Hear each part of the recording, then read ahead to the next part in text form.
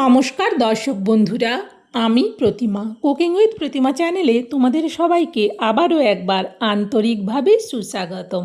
আশা করি বন্ধুরা তোমরা সবাই খুব ভালো আছো, সুস্থ আছো।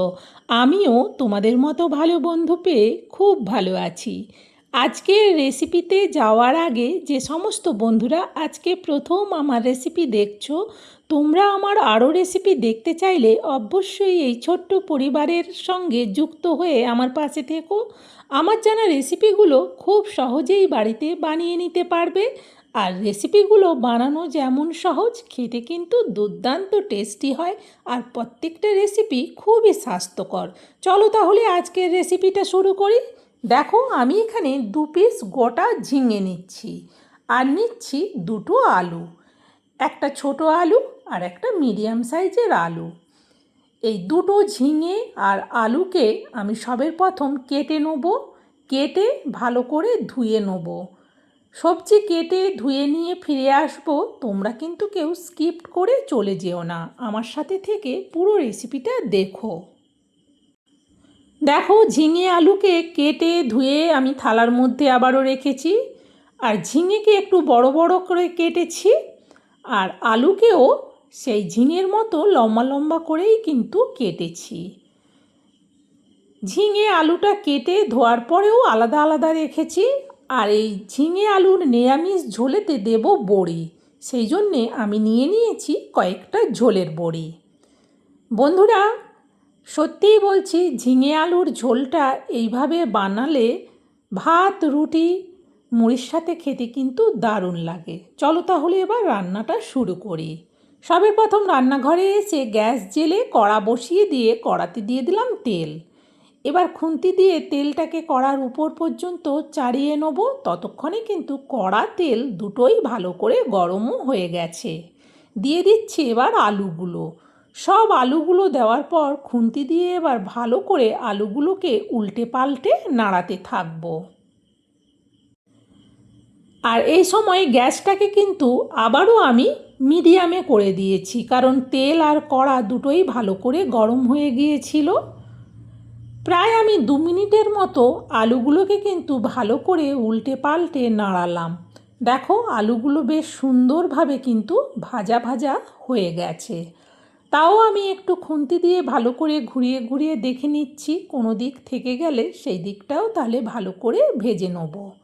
আলুগুলো কিন্তু আমার ভালো করে ভাজা হয়ে গেছে।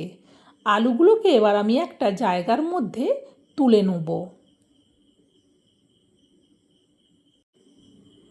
এরপর এতে দিয়ে দেবো বড়িগুলো। আর বড়িগুলো দেওয়ার সাথে সাথেই কিন্তু ভাজা হয়ে যায়, কারণ বড়ি ভাজতে একদমই বেশি সময় লাগে না। সেই জন্যে বড়িগুলো একটু সাইজ করে দিচ্ছি। একটা সাইড হয়ে গেলে আর একটা সাইড উল্টে দিলেই কিন্তু বড়ি ভাজা হয়ে গেছে। দেখো, বড়িগুলো ভাজা হয়ে গেছে। বড়িগুলোকেও এবার তুলে নিচ্ছি। এবার দিয়ে দেবো ঝিঙেগুলো। সব ঝিঙেগুলো একেবারেই দিলাম। দেওয়ার পর খুন্তি দিয়ে এবার ভালো করে ঝিঙেগুলোকে উল্টে পাল্টে নাড়াতে থাকবো। এই ঝিঙেগুলো কিন্তু খুন্তি দিয়ে নাড়াতে নাড়াতে গ্যাসটাকে কিন্তু আবারও একটু আমি বাড়িয়ে দিয়েছি, কারণ ঝিঙে ভাজতে গেলে ঝিঙে থেকে জল ছাড়তে শুরু করে। ওই জন্য গ্যাসটা বাড়িয়ে দিলে তাহলে কিন্তু ঝিঙের আর জলটা বেশি বেরোতে পারবে না। আর একটু খুন্তি দিয়ে ভালো করে এইভাবে উল্টে পাল্টে দেব, যাতে ঝিঙের 2 দিকই ভালো করে ভাজা হয়। ভালো করে এইভাবে সাইজ করে দিয়ে প্রায় আমি 1 মিনিটের মতো ঝিঙেগুলোকে রাখলাম। দেখো, সুন্দরভাবে কিন্তু ঝিঙেগুলোর সব দিক কিন্তু উল্টে পাল্টে আমি দেখে নিলাম। ঝিঙেগুলোও আমার ভালো করে ভাজা হয়ে গেছে। এবার ঝিঙেগুলোকেও আমি একটা জায়গার মধ্যে তুলে নেব। তবে বড়ি আর আলু, ঝিঙে এগুলোকে কিন্তু আলাদা আলাদা করে রাখবো। ঝিঙেগুলো সব তুলে নিচ্ছি। এরপর আমি এতে দিয়ে দেবো অল্প কালো জিরে আর দেব গোটা জিরে। কালো জিরের থেকে গোটা জিরেটা একটু বেশি দিলাম। এবার 1 মিনিট ভালো করে দুটো জিরেকে ভেজে নেব। এরপর এতে দিয়ে দেবো পরিমাণ মতো লবণ আর দেব অল্প একটুখানি চিনি। লবণ চিনি দেওয়ার পর আবারও খুন্তি দিয়ে নাড়াতে থাকবো। চিনির দানাটা গলতে শুরু করবে, এরকম সময় দিয়ে দিচ্ছি গ্রেট করা আদা অল্প, হাফ চামচেরও কম দিলাম। এবার আদাটাকেও ভালো করে ভেজে নেব। এরপর দিয়ে দেবো এতে পরিমাণ মতো হলুদ, আর দেব পরিমাণ মতো শুকনো লঙ্কার গুঁড়ো। ভালো করে আবারও খুন্তি দিয়ে মশলাটাকে নাড়াতে থাকবো।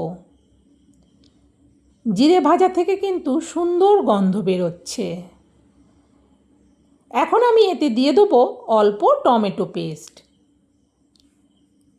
টমেটো পেস্টটা দেওয়ার পর একটু জল জল ভাব হয়, সেই জন্যে এটাকে ততক্ষণ কষাবো যতক্ষণ না টমেটোর জলটা শুকিয়ে মশলা থেকে তেল ছাড়ছে।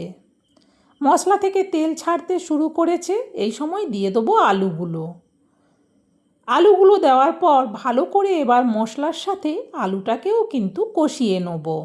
আলুটা আগে ভালো করে ভেজে রেখেছি, তারপর এখন কষিয়ে নিলে তরকারিটা কিন্তু বেশ সুন্দর লাগে খেতে। দেখো সুন্দরভাবে আলু শুদ্ধ মশলাটা কিন্তু কষানো হয়ে গেছে। দিয়ে দিচ্ছি পরিমাণ মতো জল, যেহেতু আমি ঝিঙে আলুর ঝোল বানাবো সেই জন্যে একটু বেশি করেই জল দিলাম। দেখে নেওয়ার পর এটা ঢেকে দিচ্ছি, গ্যাসটাকে বাড়িয়ে রাখলাম।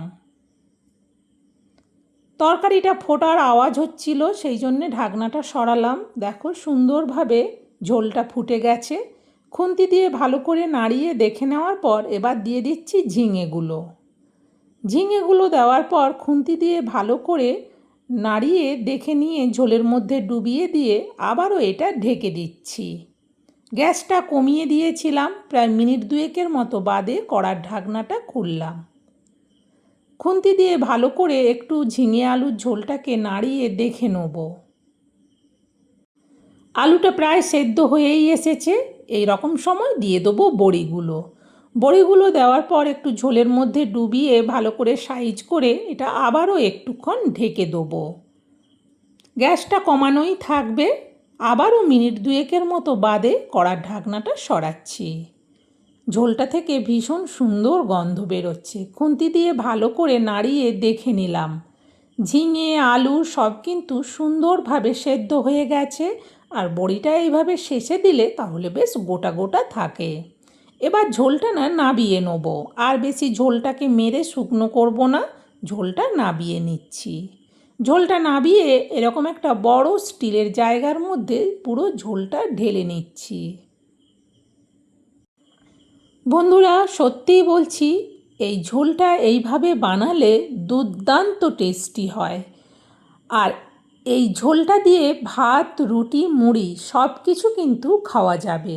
আর যারা নিরামিষ খেতে পছন্দ করে না তারাও কিন্তু আনন্দের সঙ্গে এই রেসিপি দিয়ে ভাত মুড়ি কিংবা রুটি খেয়ে নেবে। বন্ধুরা আমার এই নিরামিষ ঝিঙে আলু বড়ির ঝোলটা তোমাদের কেমন লাগলো সেটা কিন্তু কমেন্টে জানিও। ভালো লাগলে একটা লাইক অবশ্যই দিয়ে দিও, আর তোমরাও এটা শেয়ার করে দিও।